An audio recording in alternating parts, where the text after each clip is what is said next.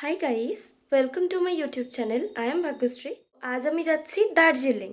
যদিও ব্লগটা লাইভ যাবে আমি ঘুরে ফেরার পর, মানে ট্রিপটা কমপ্লিট হওয়ার পর। এই ব্লগটার মাধ্যমে চেষ্টা করব আমি পুরো ট্যুরটা কভার করার।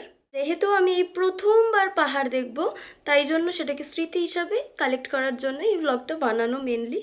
কি কি করলাম, কোথায় কোথায় গেলাম, সবকিছুই থাকবে এই ব্লগটায়। আশা করছি তোমাদের এই ব্লগটা খুবই ভালো লাগবে। দেখতেই পাচ্ছ আমি অলমোস্ট রেডি হয়ে গিয়েছি, জাস্ট চুলটা বাঁধা বাকি আছে, তারপর উবের এলে বেরিয়ে যাব। মেনলি আমি যাব আমার দিদি জামাইবাবুর সাথে। ওরা থাকে ব্যারাকপুরে আর আমি থাকি হাওড়ায়। তো এখান থেকে শিয়ালদা অবধি আমাকে একাই যেতে হবে। শিয়ালদা থেকেই আমাদের ট্রেন।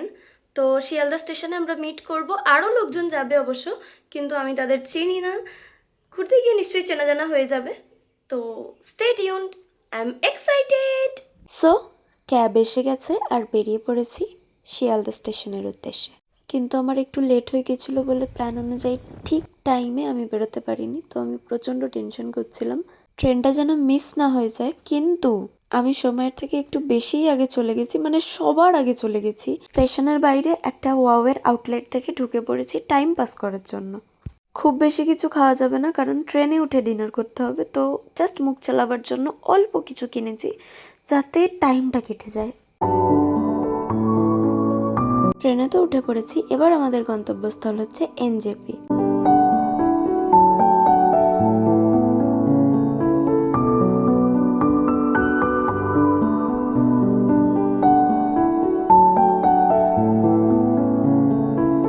নিউ জলপাইগুড়ি পৌঁছে গেছি। এখান থেকে আমরা গাড়ি নিয়ে রওনা হবো দার্জিলিং এর উদ্দেশ্যে। তো এই অপূর্ব জঙ্গলকে ঘিরেই তো শুরু হলো আমাদের আসল জার্নি। জলপাইগুড়ি থেকে দার্জিলিং পৌঁছাতে মিনিমাম 2 ঘন্টা তো টাইম লাগে, তবেই গিয়ে পাহাড় দেখা যায়। বাট এখানে জ্যাম পেয়ে তো মনটা খারাপ হয়েই যাচ্ছিল। কিন্তু এরম অপূর্ব জায়গায় 2-3 ঘন্টা তো জ্যামে দাঁড়িয়ে থাকাই যায়, কিন্তু না, আমাদের অতক্ষণ দাঁড়াতেই হয়নি।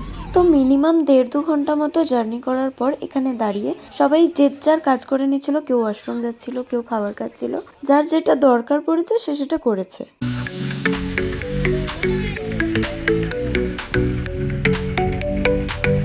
সো এবার আমরা এসে পড়েছি একটা চা বাগানে। এখানে বেশিক্ষণ থাকবো না, অল্প একটু ফটো শটো তুলবো অ্যান্ড দেন বেরিয়ে যাবো। আর এই হচ্ছে আজকে আমার আউটফিট।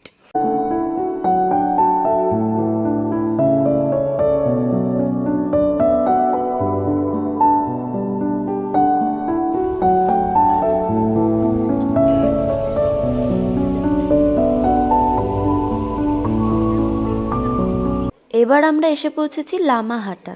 শহরের কোলাহল থেকে দূরে কুয়াশায় ঘেরা এই পাইন বন কত যে অপূর্ব, না গেলে বিশ্বাস করবে না। যতদূর গল্প শুনেছি, বৌদ্ধ সন্ন্যাসীদের ধ্যান করার জায়গা ছিল এটা। এখন মোটামুটি দুপুর 3টে কি 3:30, আর সেই সকালে ট্রেন থেকে নেমেছি। এখনো অবধি না রেস্ট করেছি, না হোটেলে ঢুকেছি, খালি ঘুরেই চলেছি। একটু খাওয়া দাওয়া করে শরীরটাকে চার্জ করে নিয়ে এবার সোজা হোটেলে গিয়ে রেস্ট নেওয়ার পালা। মোটামুটি আমাদের কারোর শরীরেই আর এতটুকু এনার্জি নেই। এবার ডিনার করে একটা লম্বা ঘুম দেব। এভাবেই কাটলো দার্জিলিংয়ে আমাদের প্রথম দিন।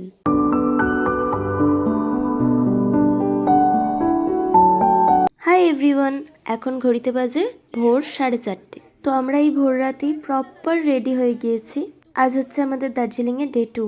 সানরাইজের টাইমে কাঞ্চনজঙ্ঘা ঠিক কতটা সুন্দর লাগে সেটাই দেখতে এখন যাচ্ছি। এবার কতটা কি দেখতে পাবো কি পাবো না পুরোটাই ওয়েদারের ওপর ডিপেন্ড করছে। যদি প্রচুর মেঘ আর কুয়াশা থাকে তাহলে হয়তো দেখতে পাবো না। এত এত লোক আর এত মেঘের মাঝখানে আমি খুঁজেই পাচ্ছিলাম না কোথায় আছে কাঞ্চনজঙ্ঘা। অনেক পরে খুঁজে পেয়েছি আর অপূর্ব লাগছিল দেখতে। খুব বেশি দেখা যায়নি অবশ্য, তাও খুব সুন্দর লাগছে।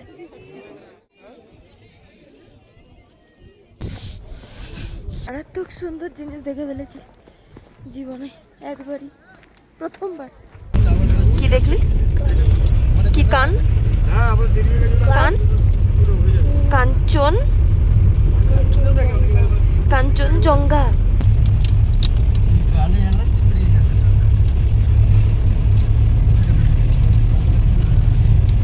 এবার আমরা এসেছি একটা মনেস্টারিতে।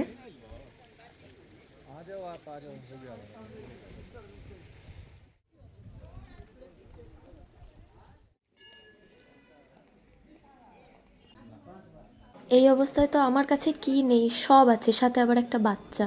মানে কি করুণ পরিস্থিতি। তো ইচ্ছা আছে যে একদম নেপালি ড্রেস পরে নেপালি মেয়ে সেজে ফটো তোলার, ভিডিও করার।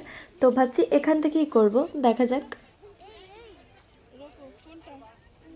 তো এখন হচ্ছে এনার বায়না মেটানো হবে, ততক্ষণ আমি ভাবলাম কিছু ক্লিপস নিতে থাকি, কারণ কি করব, দাঁড়িয়ে দাঁড়িয়ে আমি বোর হচ্ছিলাম। ওখানে বেশ কিছু লোক দেখছিলাম দূরবীন নিয়ে কিছু দেখাচ্ছে, তো আমরাও গেলাম দেখতে। আর ওরা 7 পয়েন্ট দেখালো দার্জিলিংয়ের। তো এবার আমি ড্রেস আপ করে ফেলেছি, এবার প্রচুর ফটো তুলবো আর প্রচুর ভিডিও করব। কিছু ক্লিপ তোমাদের সাথে শেয়ার করলাম।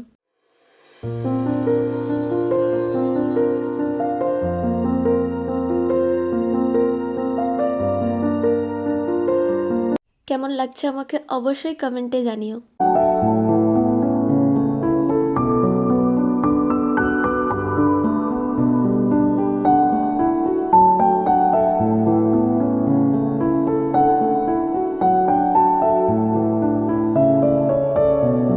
তো এখন আমরা এসেছি ব্রেকফাস্ট করতে, তাড়াতাড়ি করে খাওয়া দাওয়া করে বেরিয়ে পড়তে হবে, তার কারণ অনেক ঘোরাঘুরি বাকি। তো খাওয়া দাওয়া কমপ্লিট, আমরা প্রথমেই এসেছি জাপানিজ টেম্পলে।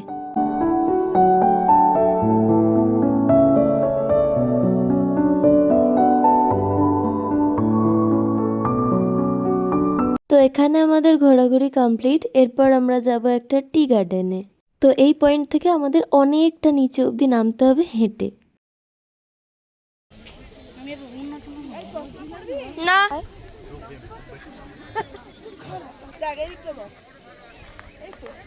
ওইখানটা যাবো তো। আর নাবিস না, আর নাবিস না। কেন? ঝগড়াঝাটি জেদাজেদি করে এত নিচে নামার পর দেখি এক ঝাঁক মেঘ চলে এসছে, তবে কিছুক্ষণের মধ্যেই মেঘটেক উধাও হয়ে গেল।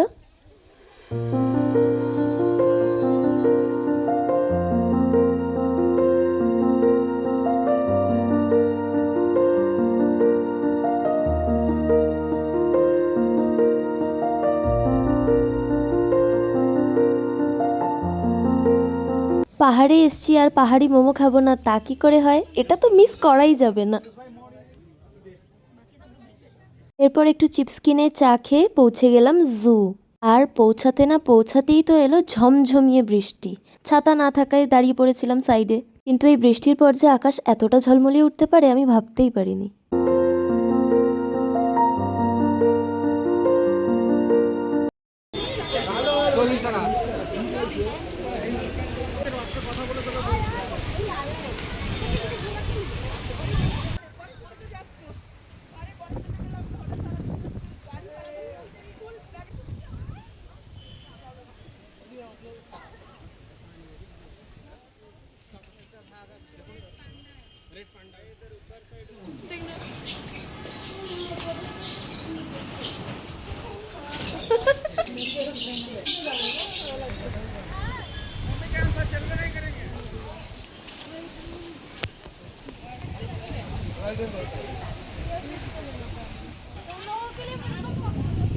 তুই ঝাম মেরে উপরে আছিস না বাবা।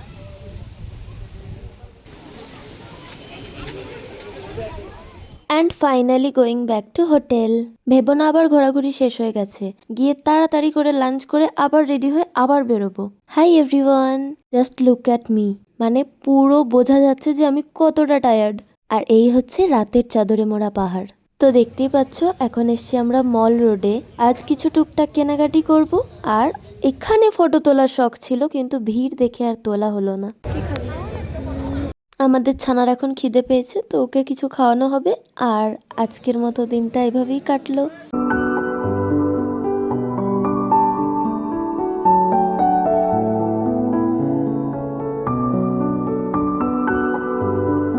Hi everyone, welcome back to the vlog again.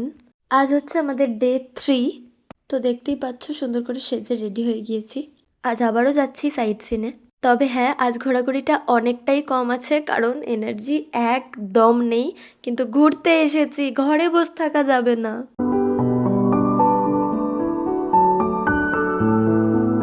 আজ আমরা প্রথমে এসেছি রক গার্ডেন।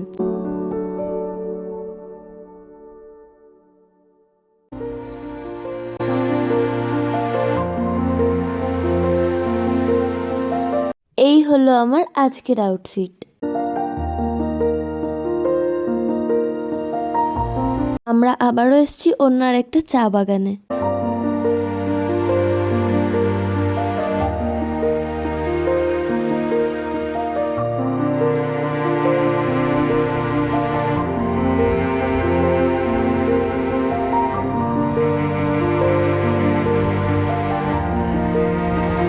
চলো, এখন অলমোস্ট 4টে বাজে আর আমি আবারও রেডি হয়ে মলে চলে এসেছি। আজকে ফাইনালি যা কেনাকাটি করার আছে কিনে ফেলতে হবে, কারণ কালকে আমরা বেরিয়ে যাব। এইটা আমার দিদি ওর ছেলের জন্য কিনলো। আর এই পুচকুটাকে দেখো, এত মিষ্টি, আমি ভিডিও না করে থাকতে পারলাম না। আর এখানে এই কিউট কিউট টুপিগুলো দেখে বেশ ভালো লাগছিল, তো আমি আমার দিদির ছেলের জন্য একটা কিনলাম। তারপর আমরা দুই বোনে এলাম চা খেতে। এখন চা খাবো আর এক গাদা গসিপ করব। এখন আমরা একটু মিয়ামোড়ে ঢুকেছি, কারণ আমাদের পুচকুটাকে নিয়ে তো আমরা বেরোইনি, তো ওর জন্য কিছু না নিয়ে গেলে কি হয়। আর এবার হচ্ছে আসল চ্যালেঞ্জ, হেঁটে হোটেল অবধি পৌঁছানো। হোটেলে ফিরেই তো প্রথমেই খেতে বসে গেছি, খেলাম একটা চিকেন কাটলেট। তারপর তো 13 ডিগ্রির মধ্যেও ব্যালকানিতে এসেছি রাতের দৃশ্যটা উপভোগ করব বলে।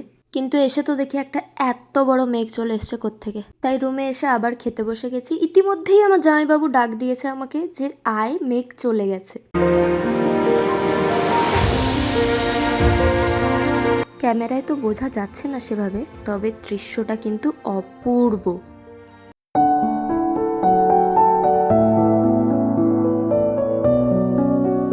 Welcome back again.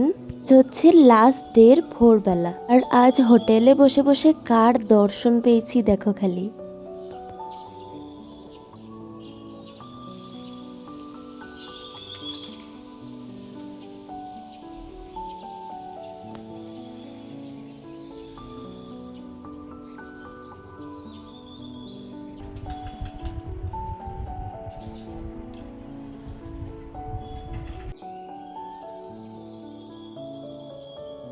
তো সকাল সকালই তো চা দিয়ে গেছে, আর এই টাইমটাতে চা না খেলে কিছুতেই ঘুম ভাঙে না। তারপর তো রেডি হয়ে গিয়েছি, কারণ বাড়ি যাওয়ার টাইম চলে এসছে। ফাইনালি ট্যুর শেষ। তো আজ তো বাড়ি চলে যাব। ট্রেনের টাইম হচ্ছে রাতে, তো আজকে সারাটা দিনই আমরা ঘুরবো। এখন এসছি আমরা লেপচা জগৎ।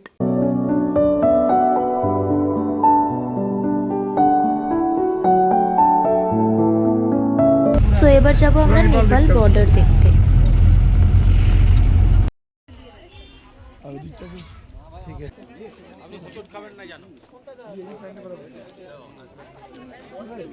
এখানে এসে তো দেখি ছোট্ট একটা মার্কেট, এখান থেকে আমরা টুকটাক কেনাকাটি করছিলাম।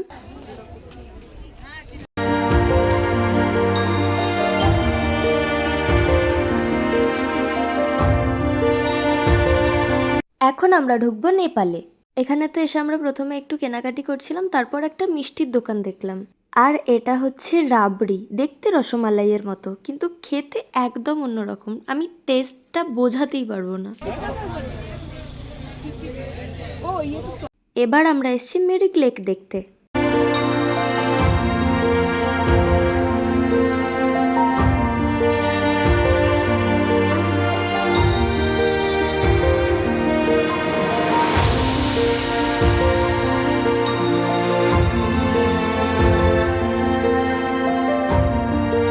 তারপর তো আমরা এই ধাবায় ঢুকলাম লাঞ্চ করতে, আর ওখানে পাশেই একটা মেলা মতো হচ্ছিল, ওখানেও ঢুকছিলাম, ঘুরে ঘুরে দেখছিলাম। সেভাবে খোলেনি, কারণ সন্ধে হতে এখনো টাইম আছে। এবার তো পাহাড়ের গা বেয়ে বেয়ে দূরের পাহাড় দেখতে দেখতে সমতলের দিকে যাচ্ছি।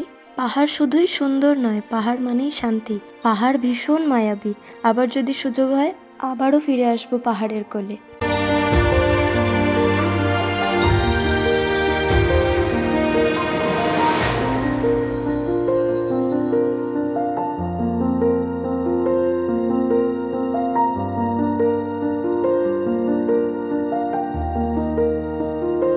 তো আমরা এখন এসে পৌঁছেছি নিউ জলপাইগুড়ি। এবার তো বাড়ি যাওয়ার পালা। মনটা ভীষণ খারাপ হয়ে গেছে আর ভীষণ টায়ার্ড হয়ে পড়েছি, মানে আর একটুও এনার্জি নেই, জাস্ট পড়লেই ঘুমিয়ে পড়বো।